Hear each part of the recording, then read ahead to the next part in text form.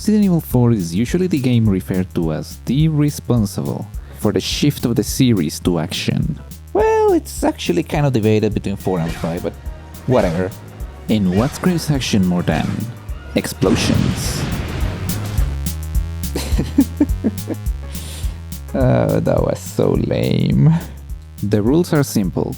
Anything that goes boom is allowed, including but not limited to grenades, rocket launchers, and our primary source of damage throughout this run, the mine thrower. All allowed. If it uses this, or this, it's not allowed. I will only use the knife to open boxes and stuff like that, but I will not use it on any enemy. I'll play New Game Plus because I need the mine thrower to be my starting weapon. That gives me no other benefits besides full storage capacity and full health at the beginning of the game. I also bought and discarded items to lower my money as much as I could, so money wouldn't be an advantage. I will not use the infinite rocket launcher. First of all, because I realistically will never have enough cash to afford it, and second, it's an infinite rocket launcher. What makes this challenge challenging? Mainly that all my resources are extremely limited. Grenades are limited and single use. Rocket launchers are expensive and also single use. And ammo for the mine thrower is very rare. Like very f***ing rare. You can go through vast chunks of the game and not get a single ammo drop for this weapon. I also played in the professional difficulty, which makes enemies and bosses more aggressive, deal more damage, and take more ammo to kill. Quick note! In this difficulty, you cannot buy the tactical vest, which according to the wiki reduces the damage Leon takes by 30%. And to make things extra spicy, I will not sell any treasures. I'll sell ammo and other items if I need to, but absolutely no treasure. I may pick up some, because I have a looting problem, but I cannot sell any of them. This adds an extra complication to the challenge. I'll explain why later in the video. So, can I beat Resident Evil 4 with only explosions? Let's find out. We started this run as any other Resident Evil 4 adventure, with Leon committing invasion of private property, breaking and entering, and interrogating a Spanish man without even bothering to speak his native language. ¿Qué carajo estás haciendo aquí? ¡Lárgate, cabrón! And later murder him in self-defense. My God, it's coming right for us!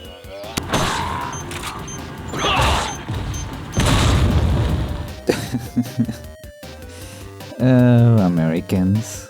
By the way, this one guy here is the sole reason why New Game Plus is necessary. Since Leon doesn't start with any explosive weapons or items, the very first enemy becomes a dead end in a new game run. Incidentally, God, I really need to look for more connectors. He dropped 3 mine darts when he was, pacified, and in the box right outside his house, he had 3 more. I feel no regret for killing this man.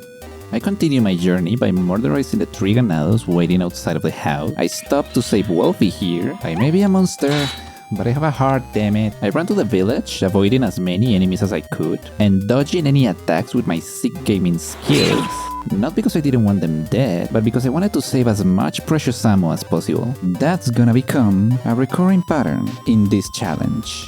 I tried to kill the Chainsaw Maniac for the sweet juicy cash he drops, but after a few attempts, I decided to pacifist this one out and shelter myself in the lookout tower. For those who don't know, you don't actually need to kill anyone here. Eventually, a 3-minute timer will run out and just play the bingo cutscene. I don't think I need to clarify this, but I took advantage of bingo time and looted these villagers' houses with no remorse, adding to the list of Leon's crimes.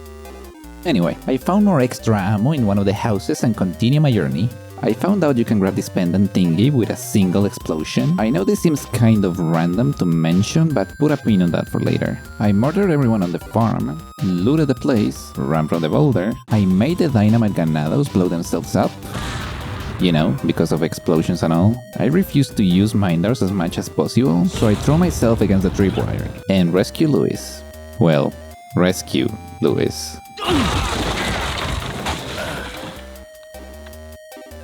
We escaped, and then I met him, the merchant. Oh! Pervert! The merchant was essential for this challenge, basically because he's the most significant source of mine darts in the game. Suppose you shoot all of your mine darts, meaning you have a 0 or an empty here, and then upgrade the capacity of the mine thrower. In that case, he will give you the upgraded capacity and refill all of your ammo. But what happens when you cannot upgrade anymore? Simple, you can just sell the damn thing, repurchase it, and start the process again. It will require some cash, but that is the strategy so far. And since I'm not selling any treasure, we have that extra complication. Moving on. I run through the next few sections, avoiding enemies and shooting as much as possible, because I refuse to use any ammo. I grab some fish, because looting problem, and there he was. Time for round 2. Chainsaw Psycho versus me. He killed me twice. And worse yet, I later realized this one drops a ruby, which I cannot even sell, so I just decided to run past him along with everyone else. I made the ganados in the church blow themselves up, and some of the ganados in the swamp kill themselves with their own tripwires.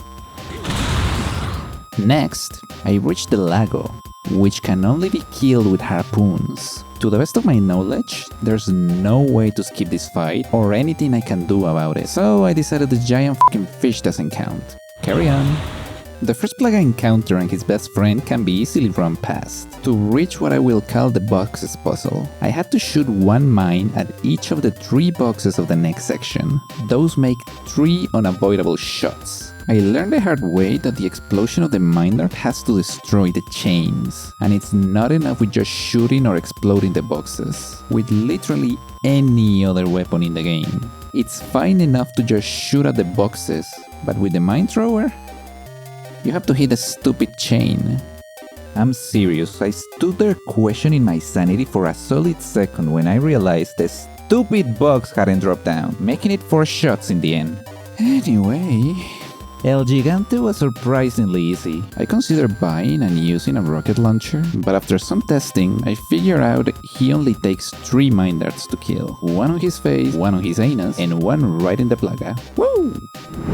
I rescued Ashley and realized she was in full health. It wasn't a big deal. It wasn't even an issue, but it took a second for my brain to understand why she was missing some health. And here was the first time that it happened. What happened, you may ask? The itch. If you have played the original RE4 before, you probably understand this feeling. It's this temporary OCD you get with your inventory that forces you to compulsively organize and rearrange everything until it's acceptable. There's no one single way to manage your inventory that works for everyone. It's just whatever makes the itch stop for you. Do you get this feeling? This sensation? Tell me in the comments how you organize your inventory. This is how I usually do mine. Play me in the comments.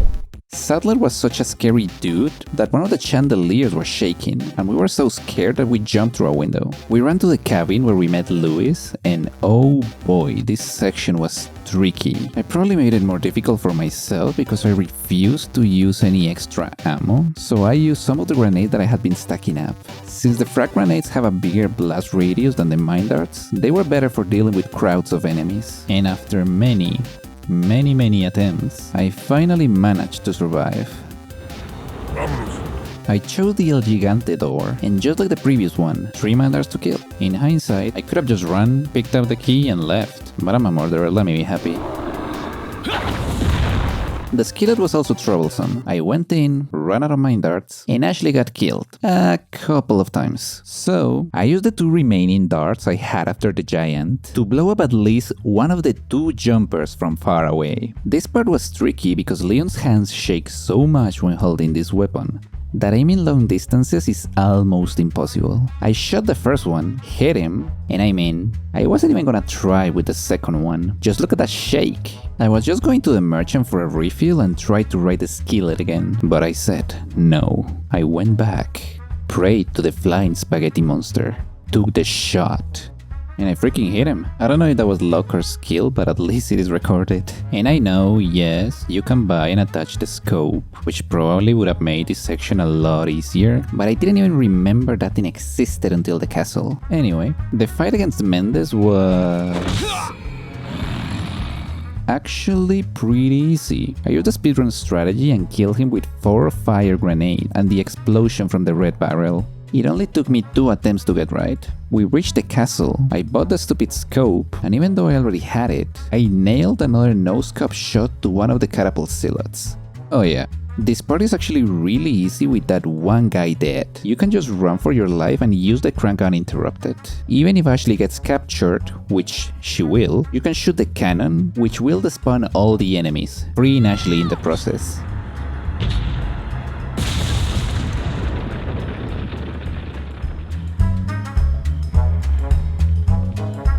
The Garrador was barely an inconvenience. He just took a few shots, but I did have to backtrack a bit for a refill. And that's when I walked right into hell. Oh yeah, the water room, baby. I died so many times here. I had to take a break and hug my cat. Multiple times. Eventually I did manage to do it, but I didn't really feel like I did it. It feels more like I just survived.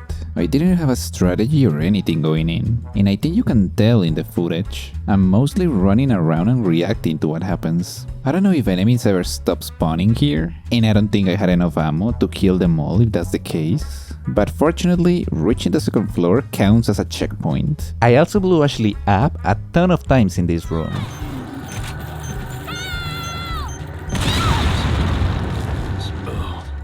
To get through this room, I spent a ton of mine darts, some extra ammo, a couple of grenades, almost all my healing items, and about 5 years of my lifespan. Here's my reaction. Run, Ashley! Run! Run! Run! Run! Oh my god!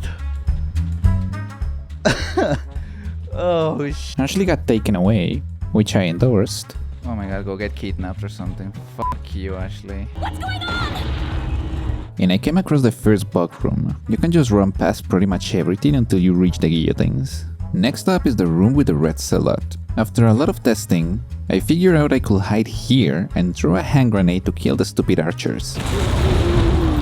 Run up, kill the helmet guy, follow him, open the door, kill the shield guy, jump down, and just chase after him to avoid him teleporting to the machine gun. And here my testing got weird. I don't know why, but sometimes he will die in 6 shots, sometimes he will die in 5.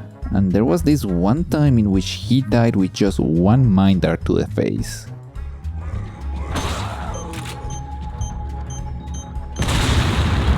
Why was it just 1?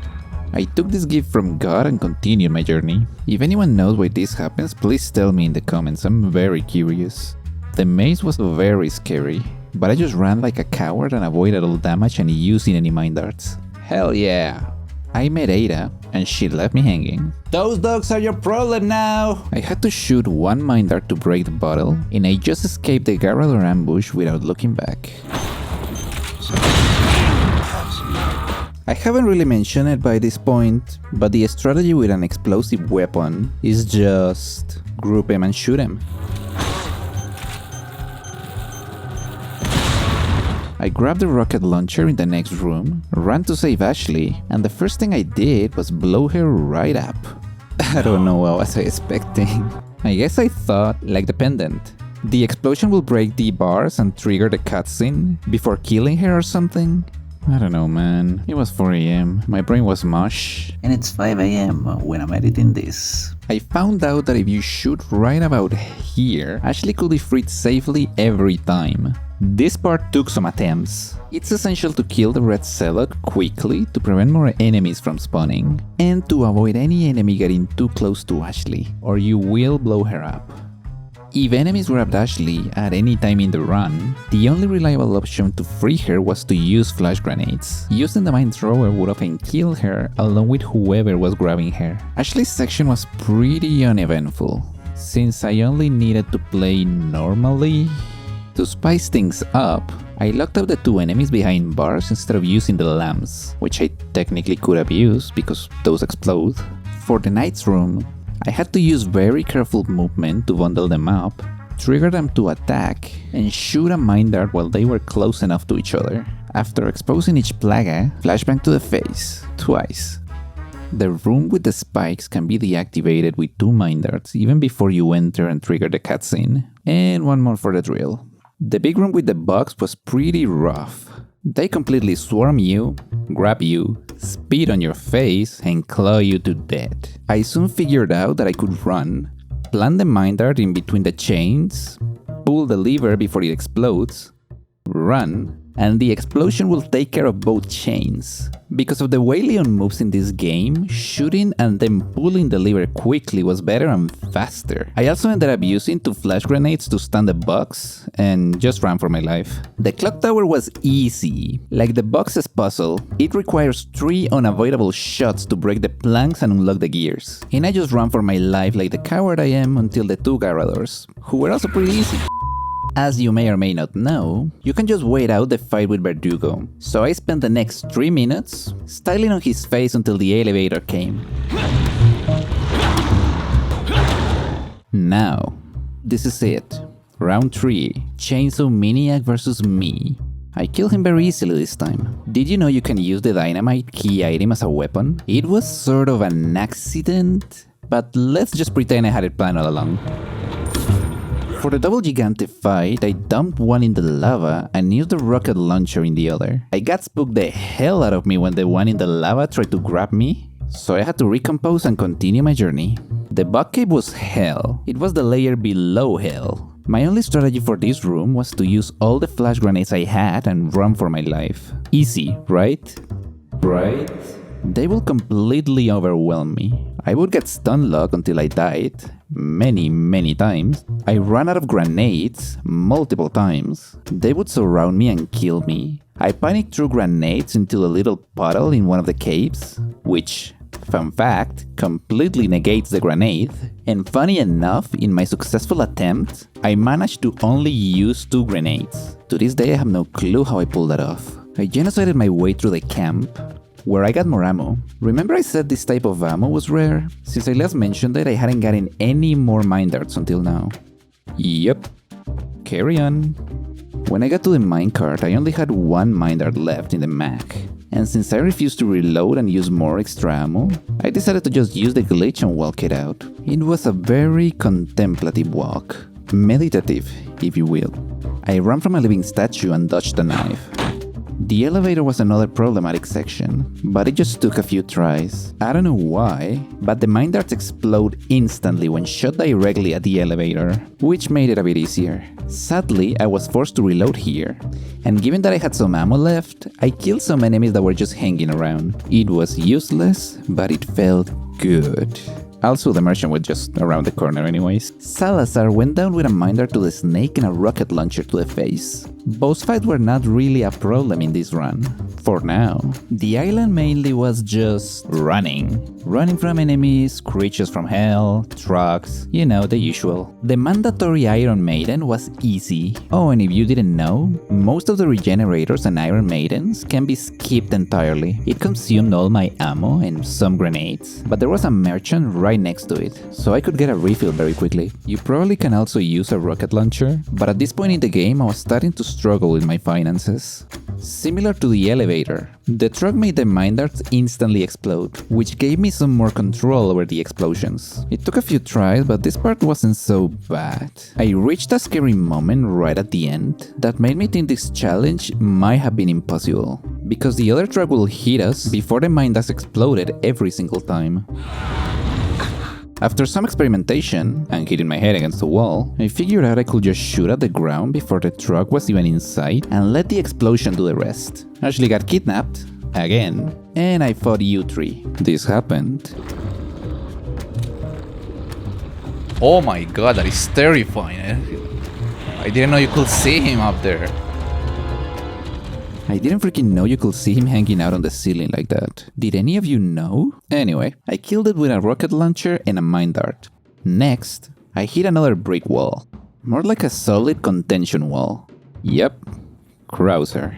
You may have noticed I avoided using most of my grenades during most of the run. And this man is the reason why. This fight was easily the hardest part of the run. The first phase wasn't actually that bad. It's just running and grabbing the puzzle pieces. But the second, Either of two things would happen. I would run out of mine darts, grenades, and even rocket launchers, and he would still be standing, which would be my cue to reset, or I would run out of time and die. Funny enough, because of an explosion.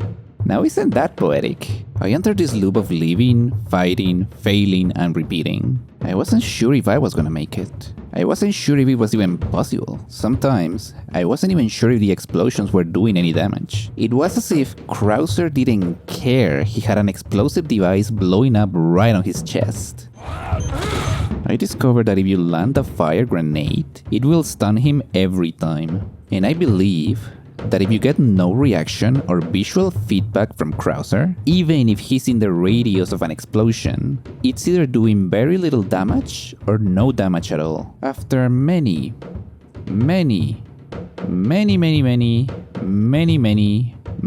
attempts, and becoming much better and much more efficient at throwing all my inventory at him, I tested how many knife slashes he needed to go down after all the abuse. I discovered that sometimes he would need 3, sometimes he would need just 2, and sometimes he would need just 1. I was right. I don't know why, but sometimes he would get more damage and sometimes he would get less. Or maybe sometimes the explosion will just not damage him for some reason. I kept trying, but I still wouldn't be able to beat him.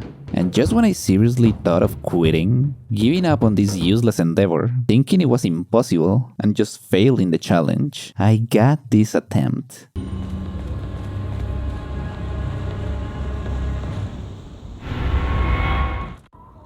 Prepare for your death, Leon.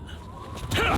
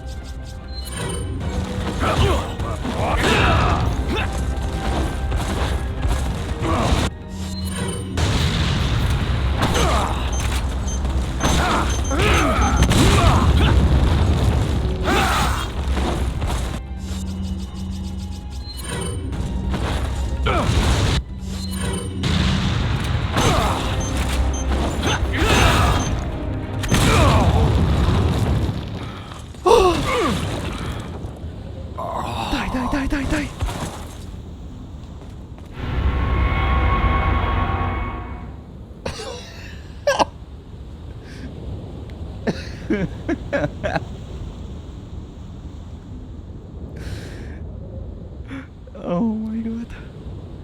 Holy shit.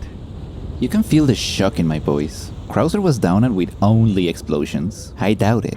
I was about to quit. I even had some grenades and mine dart left. But in many other attempts I just ran out of them. Is it the same as the guy in red?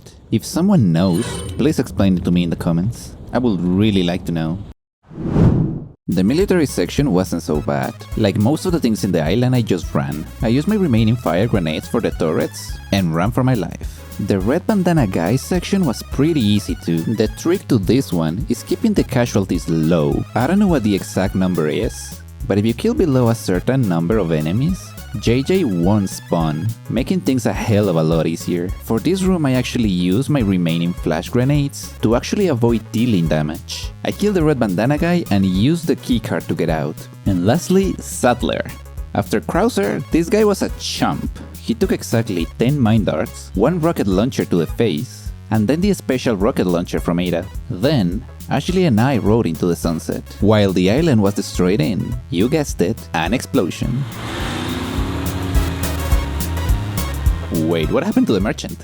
Fun fact, since I didn't shoot any bullet, because apparently the mine darts don't count as bullets, the game counts my hit ratio as 0%. So I guess this counts as a 0% hit ratio run.